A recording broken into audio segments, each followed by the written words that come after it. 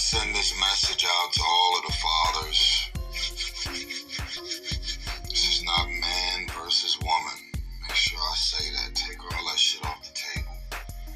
What I love right now is that from all of the interviews that I've been doing, all of the women who are probably always going to see things through the lens of a woman, feminist, women's group, you know, it's like, I don't care if the woman is wrong. I don't care what she doing, what she asking for, what she trying to get in alimony, trying to crack the prenup, trying to get this for child support. I don't give a fuck how wrong she is. Most women are always going to see things through the lens of women. So I feel like we're in a real place right now where I could not be more proud of the women that have been vocal and outspoken about all of this goofy shit that my ex is doing and still doing. As a matter of fact, both of my ex, I know y'all are quick to say, playing victim, gaslighting, manipulation, narcissist, they gonna put all kind of shit on you to make sure that whatever they decide to believe about you is what they want to believe, because what? I was born a man, I got it. No one's after me. There's no Crips and Bloods after me. There's nobody in corporate America after me. There's nobody at none of these movie studios after me. There's none of these record labels after me. I got baby mama drama. You get in a relationship with an entertainer who happens to be a public figure, or somebody who's a real estate tycoon, or somebody in the tech space, or somebody who has an actual profitable business. Now this is what's crazy. Since I've been so public about all the shit that I've been dealing with, you would not, I have lost count of women who have walked up to me, who are the high net worth individuals, the ones with all the money and the success, talking about how their ex-husband is getting alimony, and how the husband is getting child support payments, and the husband is getting all that he's doing, freeloading. The husband got the house. Doesn't really happen that often, but when you were born a man, you go into a courtroom and you understand clearly that there is a preset menu that says you were born a man, fuck you. That's what the preset menu says. Now, y'all, I've been laughing, smiling, having fun, doing my interviews, my vibrations and my energy has been up, and I've been over here silently and quietly in a certain capacity fighting these attacks. Why does Samantha's lawyers just request all of my bank statements? Why are they sending screenshots of my IMDb page, which stands for Internet Movie Database? They're looking up all the movies that I just did and asking for money and what's in this account and how much money did you make for Voltron Travel and how many albums have you sold and this and that. Like, leave me the fuck alone, man. I did a prenuptial agreement for a reason. The prenuptial agreement spells out everything that she get and was supposed to get. Why are we now 4 years and 3 law firms into this woman still coming after me? And why have they, the lawyers representing her, knowing that she's with a celebrity, a public figure, a high net worth individual, why have they confirmed on record that they've only got $5,000 from her and they've been representing her for 4 years? Why is this so? I'll tell you why. Because lawyers, not all, but certain lawyers out here will look at a celebrity and a high net worth individual as a pot of gold. And they will milk the shit out of you. And she's sitting over there letting them do it. Do you know how many people have went through a divorce and never went to court? You know how many people got issues with their baby mama, baby daddy, and never went to court? And they're just being amicable and respectful. You cheated, you lied, you hurt me, you this, you that, you moved on, you got remarried again, you this, you that. But I'm not about to take you to court. doing that to the father of my child. I'm not this and I'm not that. But the moment that you put a little celebrity sizzle on that thing, the moment that that net worth is a little different, all kind of intentions come out.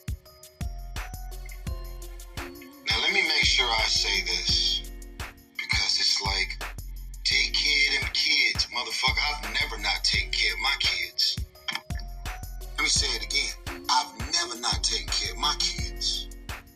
As a matter of fact, as much as I travel, as much as I got going on, as much as I'm moving, I'm going to tell y'all the biggest blessing ever.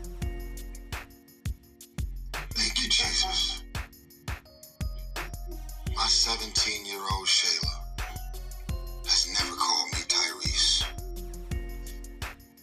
My 5-year-old has never called me Tyrese. You know who I am in this house? Dad. And when they refer to me when they not with me, they say that's my father. I am Dad. And you know why I'm Dad? Not because of what I bought them, not because of the clothes, not because of the square footage of the house, not because of the cars in the driveway, and definitely not because of this fake jewelry I wear. I'm a father because that exchange between your son or your daughter is nothing that can be purchased. It's something that they feel about you as a father because you have a presence in their life. All this shit about money, arguing back and forth, that's for me and my ex to deal with. But when it comes to my kids, my babies, they've never wanted for anything. But I can't stop their mothers from coming after me for more. My mama, rest in peace, my mama didn't raise no fool. And my mama didn't raise anybody that would just lay down and take whatever somebody wants to dump on me. Now it's funny how I get along with everybody. You don't see me doing no interview. Even when it came to little random ass shit I was dealing with in the past with Tank and Genuine. Man, come on, man. It's like laughable. We do have some concerts coming up, by the way, with BBD, Silk, and Tevin Campbell. So y'all make sure y'all get y'all tickets to support real R&B. That's if they don't lock me up in the morning. I know I'm different. I know I'm doing what most people don't do. I can't even say I'm in fear right now. If he's gonna arrest me, I'm just gonna say, fuck it, man, get it over with. But the details are very simple. I had one of the most detailed and specific prenuptial agreements in place. And I can talk about this publicly because it's already been addressed publicly. Literally one of the first paragraphs of my prenup. And these are some legal words. It's called contested versus non-contested. And let me break this down for the folks that don't know. When you have a non-contested argument, that means everything about these documents is non-contested. We're not arguing about anything. There's nothing to discuss. There's nothing to go back and forth about. There's nothing to unpack. Everything that's been mapped out in this prenuptial agreement has been spelled out and laid out. She had an attorney to represent her for the prenup, and I had one as well. That's a non-contested prenuptial agreement. They have contested. They have said that there are certain things in the prenup that they don't feel the same way about and they want to change it. And so now they're saying it's a non-contested prenup, and yet there's at least 15 different examples of them contesting the validity of the prenup. And one of the first terms of the prenup says that if you want to argue about anything that has to do with the four corners of these documents that she signed and I signed, you're 100% responsible for your own legal fees. That's what the prenup says. You know, they trying to get hit me for over $1 million right now for legal fees. She knows she's hired 3 law firms. If you want to argue about the prenup, pay for your own lawyers. And when you lose, you got to pay for all of my lawyers. I got one lawyer that's been representing me from the whole time. Incredible, by the way. Tanya Mitchell Graham. In-fucking-credible. If you want to argue about the prenup, that's fine. You're legally able to do so. But when you do so, that paragraph right there says you are responsible for 100% of your own legal fees, which means she's now got 3 law firms. 3 law firms, but she's really got 4. Because all of the legal fees that I've been paying Tanya Mitchell Graham for the last 4 years is all going to Samantha. That's the prenup that we both signed. But I've been in my good bag, man. I've been laughing, I've been having fun. I've been running around doing all these interviews, man. I just want to tell everybody out there, man, who's gave me their stage and their platform and their podcast, their radio station. I just want to tell y'all, man, y'all could have had anybody on y'all show. Y'all could have invited anybody on there to be on y'all show. Y'all have helped me to promote 1992. It's got an A- cinema score. Man, people are still in the theaters watching 1992 right now. And Beautiful Pain, my album, completely on fire. I heard it is like number 40 or something on the worldwide Apple Music charts, which is crazy. I've never had that. And then my song Wildflower, dedicated to my mother, is still flying. And I'm just trying to be positive, man. I'm trying to activate some good energy. I've already finished the fucking album and pushed the hardest album I've ever done out.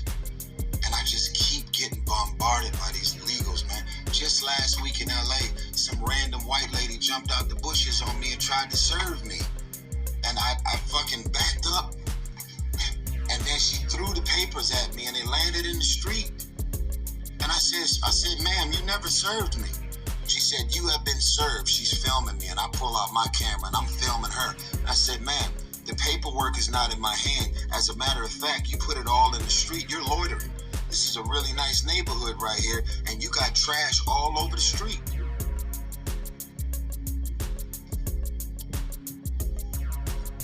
Can I get back to my joy, my happiness, and my magic? Can these baby mamas leave me the fuck alone, man?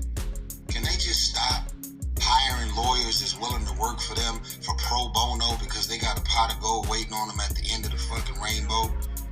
Can y'all just move on? Go date somebody, go engage, go start a new family. Go just leave me the fuck alone, man. Wow.